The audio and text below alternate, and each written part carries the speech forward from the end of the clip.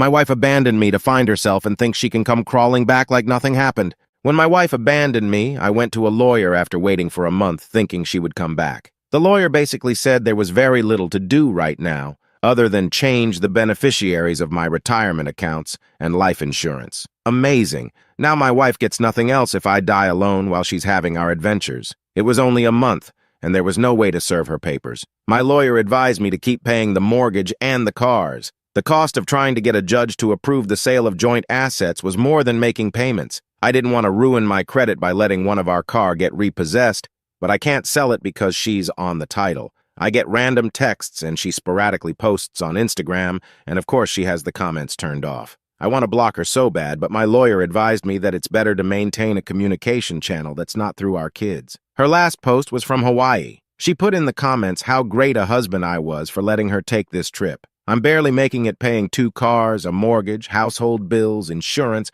hoping there are no emergencies because I have no savings, and she's enjoying our trip. I can't believe she's doing this to me. I'm so pissed at her. I helped take care of her mom for 4 years, and her when she fell apart after her mom moved into a memory care home, and she returns the favor by abandoning me. I'll never get to take this trip and have to put off retirement. My only solace is the kids are also pissed at her, but they'll probably forgive her eventually. I'm no fool. I know her. I know she's hooking up with guys. She looks good. She'll have zero problem getting men. I texted her and asked if she was sleeping around. A week later, she responded that she wasn't. I rolled my eyes at that text. So, I'm drinking alone on a Friday night and she's somewhere, probably on a beach, enjoying life. I know that she 100% is under the delusion that she's coming back to a marriage. She's had a few conversations with our daughter and she's convinced I'll understand and forgive her. She only hears what she wants. I asked her to send me an address to serve her papers. She only told me that we'll work it out when she comes home. The F we will. My daughter tells her all the pain she's causing, but she just says that she only has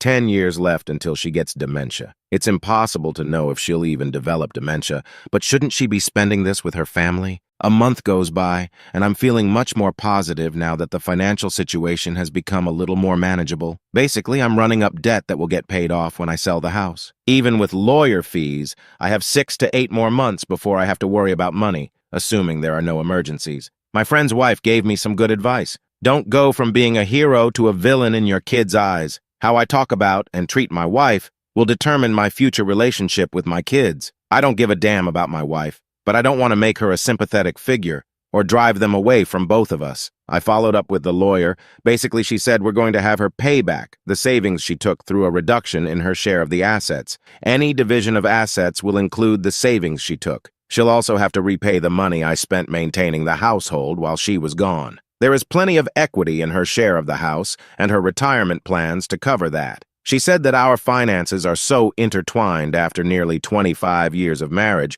my wife is going to get some share of the assets. Best case is she agrees to the terms of the divorce and it's relatively cheap and quick. Otherwise, it gets complicated and expensive. She gave me a lot of options in how much I can expect to spend, so I decided to just mostly wait. I got a couple of credit cards with promo rates for purchases and transfers that gives me breathing room and I can conserve cash. I'll just pay them off when I sell the house. Now that my financial situation is less stressful, I'm actually enjoying her being gone. I'm free to do whatever I want, whenever. I don't have to cook or clean or take care of anyone. The house is quiet for the first time I can remember. I loved my wife, but her mental health weighed down our marriage. On balance, it was worth it until now. The first month or so, I expected her to be there whenever I'd get home. When someone was at the door, or if I heard noises, I'd think it was her. I'd check doorbell cam obsessively. I'm not looking forward to her returning. It has to happen. But when she comes back, I'll have to deal with her. The divorce, getting the house ready to sell, dividing all our stuff,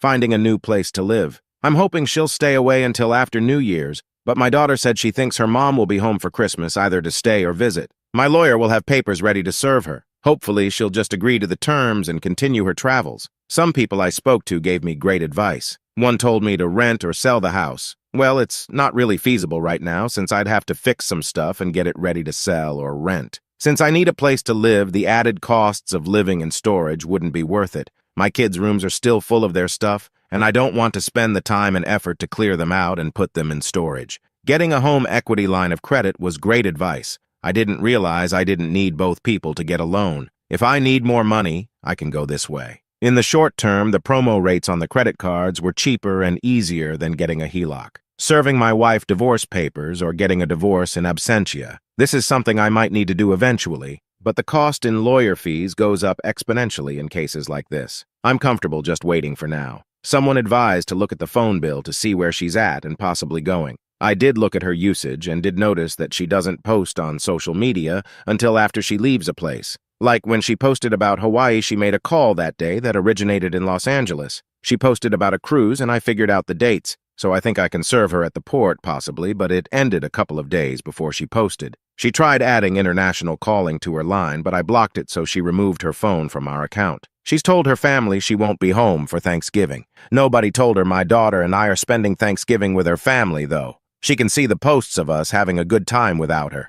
Someone asked if she's just going to blow through all the money and then assumes you'll take her back and care for her when dementia hits her. And honestly, knowing her, it seems to be her plan, but it's not mine. Months later, my wife texted me in the middle of December that she'd be home for Christmas. I told her that we, our daughter and I, would be at my brother's. She obviously wasn't welcome. I'd leave her car in the driveway and the fob in the backyard. She wasn't allowed in the house unless I was there. She didn't have keys to get in. She spent Christmas with her sister. When we got back, I met with her. I decided not to be overly confrontational because I didn't want to give her the satisfaction of thinking I cared enough to be mad. She was taken aback about how detached Elle was. I could tell it bothered her that I didn't show her much emotion, not even anger. I just wanted her to agree to a divorce. This is a summary of several different meetings, both with and without our daughter. My daughter doesn't want to meet with her mom alone yet. I asked why she left without telling anyone. She said she didn't want to wait a year. She didn't want anyone talking her out of it. She didn't want to work anymore.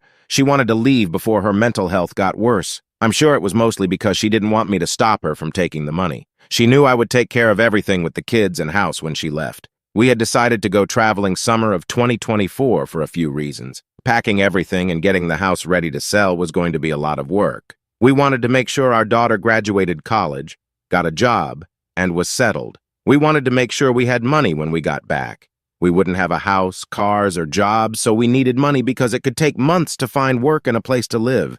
We didn't want to have any worries or deal with a mess back home. At some point in our planning, she began questioning herself if she ever wanted to go back to our old life. She didn't want to work full-time or buy a house and stay in one place after we got back. She wasn't sure what she wanted, but she didn't think she would figure it out talking to me. I told her that's the reason we were taking the trip, to figure those things out together, to see what we wanted for the next part of our life. I asked her why she didn't just get a divorce before she left. Then she wouldn't have had do this behind our backs, and she would have had plenty of money without stealing our joint savings. She claims that she didn't want a divorce, that she wanted us to live whatever life she figured out. I told her that's not how marriages work, one person deciding for the other. In texting our daughter, her family, my texts and voicemails, she realized I might not forgive her, and she was right about that. So she might have to visualize a future without me. This is where I had hoped she would say something stupid, like she was going to squander all her money living in a van and make travel vlogs,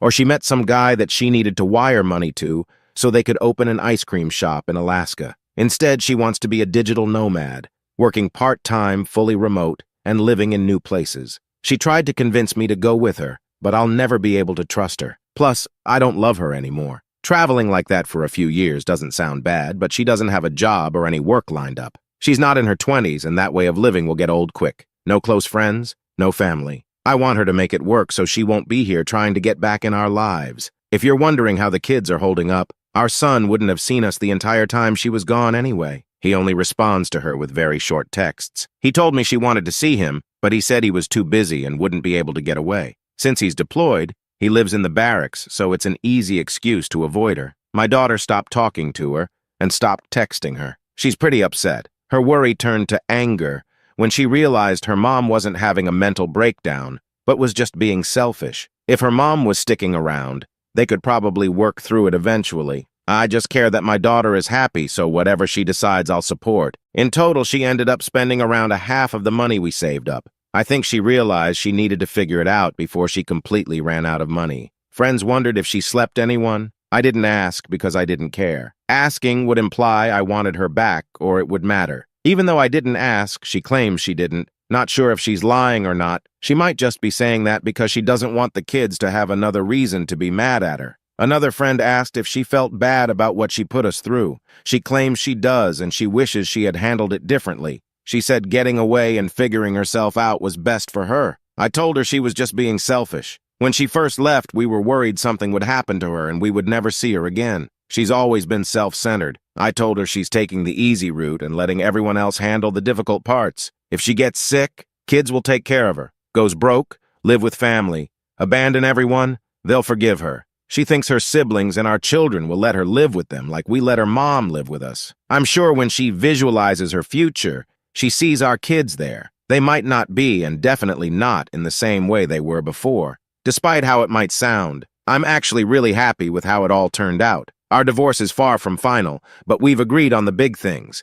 We'll sell the house, how to split the retirement and profit from the house, how to pay back the money she took, and what I spent maintaining the household. I got most of what I wanted from the settlement, and she'll soon be mostly out of my life. I won't have to pay alimony, and because she's choosing to make significantly less money than she was, I won't be forced to support her. That would have been a kick to the teeth. She isn't my responsibility anymore, and I won't have to care for her if she does get sick or goes broke. I figured I'd start dating again. I didn't realize a 50-year-old man with children out of the house, a good job, and in decent shape would be a catch. I'm not fighting women off with a stick, but I've had a lot more interest than I expected. It's been kind of nice meeting new women. I've worked out the numbers, and I'll be doing pretty well after everything is settled, and I only have to support myself. Not where I wanted to be, 50, getting divorced, and writing about as a sort of therapy. But I'm happier now than I've been in a while. I'm even planning a little vacation of my own. Just to clarify, I'm not looking for anyone under 30 to 35. I also don't want someone who has kids or wants kids. There's nothing wrong with that. But I've already raised my kids. Anyways, thanks for listening.